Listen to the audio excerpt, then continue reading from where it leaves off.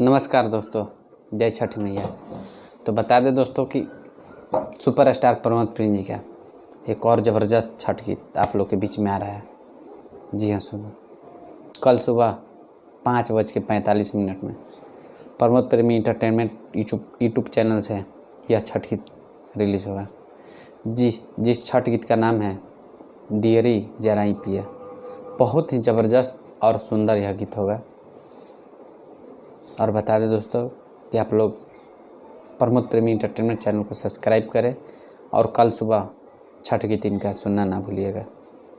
और जिस तरह आप लोग हर एक कलाकार को अपना प्यार आशीर्वाद देते हैं, उसी तरह अपना प्रमोद प्रेमी जी को अपना प्यार आशीर्वाद, बहुत सारा प्यार आशीर्वाद दीजिएगा, ताकि यह छठ गीत ब्लास्ट करे यूट्यूब पर।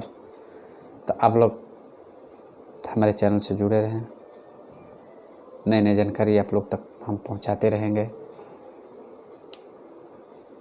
और बता दें दोस्तों कि